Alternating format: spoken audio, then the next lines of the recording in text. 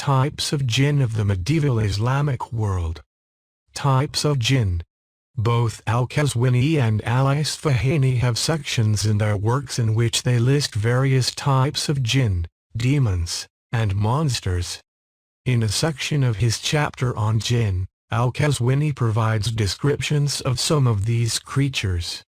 On the other hand, Kitab al-Bulhain only has a series of illustrations of the Djinn accompanied with titles. Stefano Carboni provides some good interpretations of these images in his article, The Book of Surprises of the Bodleian Library. I will use Carboni's article to round out the descriptions and characteristics of some of the demons presented by Kitab al-Bulhain. The Ghoul. Al-Qazwini states that al-ghul is one of the most famous and common among the Djinn. The ghoul has been described in various ways. Al-Qazwini describes it as having an unnatural and terrifying appearance. He says it has a humanoid form merged with that of a beast, and describes it as a vile creature with deformities and an unnatural appearance. E. W. Lane's Arabic-English Lexicon states that the ghoul is a kind of goblin, demon, devil, and that it is terrible in appearance, having tusks or fangs. Other accounts from the Arabian Peninsula describe the ghoul as a combination of man, bird and camel. According to this description, it has a human head with a Cyclops eye in the middle. Instead of a mouth, it has a beak. Its body is that of a camel or an ostrich with chicken wings, and it has the talons of an ostrich or the hooves of a mule instead of feet. The ghoul is also a shapeshifter and can take on the form of men, cats, horses, asses, camels, bulls, owls, and that of a multicolored dog. The ghoul is described as a man-eater, and it inhabits the deserts and wastelands and appears to solitary travelers passing through these remote areas, especially in the hours between twilight and dawn. It lays in ambush, awaiting the unsuspecting traveler, among the rocks, crags, and caves, and pounces on him, drags him to its lair, and devours him. It can also take on an appearance resembling a human in order to lull its victims into a false sense of security and to lure them away from their path and into its trap. Female ghouls also sometimes are said to have lured travelers away, seduce them, and prostitute themselves to them. Regarding their origin, Al-Qazwini states that they were Djinn who used to eavesdrop on heaven. According to Islamic tradition, this stolen knowledge from heaven was the inspiration that the soothsayers received from these demons when they sought to see the future, and when they did this they were struck by meteorites or shooting stars, and they burned up and were horribly disfigured and plummeted to the earth to become ghouls. Robert Lebling mentions in his book, Legends of the Fire Spirits, that despite its propensity toward evil and to eat human flesh and carrion and its evil nature, the ghoul can be benevolent to humans. In the tales and legends, if the hero can successfully sneak up behind the ghula and suckle from her pendulous breast, often thrown over her should, while she worked on her hand mill, he becomes her bosom child, and she becomes his protector, even from other ghouls. There are strong parallels here to the pre-Islamic and Islamic traditions of milk relationships, that is, two unrelated infants becoming siblings if they suckled from the same mother. A clever hero can also enlist the aid of a ghoul. According to Lebling, these creatures respond to courtesy, and in exchange for a little grooming or a piece of mastic gum, they are often ready to carry the hero wherever he wishes to go. The Sila. The Sila is a variant of the ghoul. This Djinn is often referred to in the feminine. She resides in jungles and thickets and lays in ambush for her victims. She is described as a wicked and sadistic Djinn who tortures her prey, plays games with him, and makes him dance before consuming him. The Silua is a variant of the Esila from Iraq. She is a water demon or water spirit that inhabits the rivers, streams, and canals of Mesopotamia. She has the shape of a woman and is covered in long hair, has pendulous breasts that hang down to her knees, and in some accounts, she is described as having a fishtail instead of legs.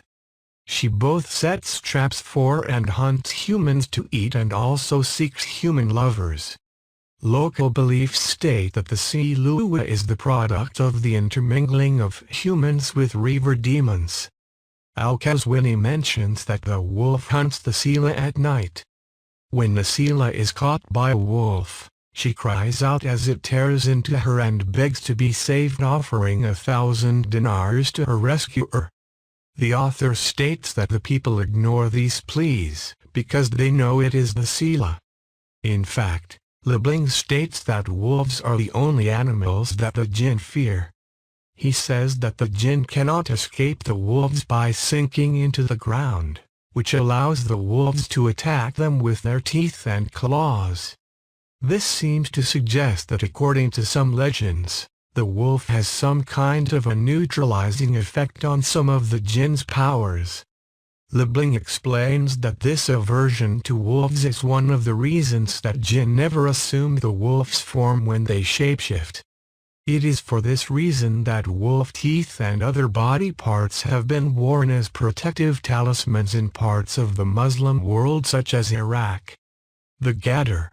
Al-Qazwini mentions this Djinn briefly and states that its kind inhabits Yemen and the coastal regions of Egypt. It lures its victims to itself and then assaults them. The outcome of this assault could be mild or severe. Liebling states that this demon either tortures its victims viciously or just terrifies them. Al-Qazwini is more explicit. He says that this Djinn is either satisfied by terrifying its victim into a state of shock. A more extreme outcome of an encounter with the Gadar, according to Al-Qazwini, is that this monster sexually assaults its victims and that there is seldom any hope for survivors of such an assault, because the Gadar has a phallus like a bull's horn that can kill a human. This Djinn must have a terrifying appearance. Unfortunately, Al-Qazwini does not describe any of its physical characteristics other than its phallus. The Delhab Delhain. The author of Ajab al-Makhluqat states that this Djinn lives on the islands of the seas. It has the form of a man mounted on an ostrich. It devours the flesh of shipwrecked men and sailors whom the sea casts on the shores of the islands that it inhabits. Al-Qazwini mentions one account in which the Delhab assaulted a ship. The sailors attempted to fight it off. However, the demon uttered a cry that caused them to drop their weapons and to fall upon their faces cowering in fear, and it took them all. The Sheik. This demon assumes a half-human form. Liebling says that this creature has a form of half a human being. The Sheik also waylays travelers. There is a famous legend that tells the tale of an encounter between a Sheik and Alqama ibn Sayfin ibn Umayyah. Alqama put up a fight. When the demon assaulted him, the contest between the two ended when they both struck one another fatal blows. The Djinn in Kitab al-Bulhain. Kitab al-Bulhain contains a series of full-page illustrations depicting various demons and Djinn. These illustrations depict Iblis, the 7 Djinn demon kings. And finally there are depictions of some Djinns that are associated with illnesses and other forces of disruption in one's life. In addition to being associated with a day of the week, Carboni states that every illustration of the 7 Djinn kings is also connected to an angel, a planet and a metal. He states that the kings are shown with their supporters or cohorts, and the talismanic symbols one requires to exercise them is contained within the frame of the illustration. Iblis. The illustration of the devil is the first in this series. Its title, Iblis al-La'in, leaves no doubt to whom this image depicts. Iblis is shown enthroned in the center of the page, sitting frontally and in a regal manner. He is crowned with large ram horns, and his eyes blaze with fire. He is much larger than the other jinn, his subjects, and seems closer to the observer than them. The Jinn kings of Sunday and Monday. Carboni states that the folios containing the illustrations of the Gold King of Sunday and the White King of Monday are missing from Kitab al-Bulhain.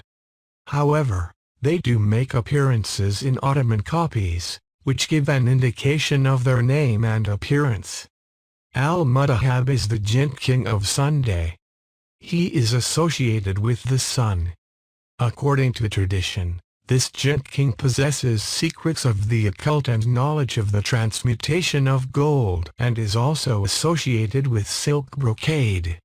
He is depicted with a flaming golden halo around his head and what looks like a golden cloud or wool around his neck and shoulders, and is richly dressed in what looks like a silk shirt and silk pants. Al-Malik al-Abyad, or the White King of Monday. He is associated with the moon. The White King is one of Iblis's closest cohorts. He is depicted as a white demon with horns and golden eyes. His head is partly that of a human, but more like a beast, with fangs, hanging ears, and wrinkled layers of flesh on his cheeks. The King of Tuesday. Al-Malik al-Amr, or the Red King, is the Jinn King of Monday.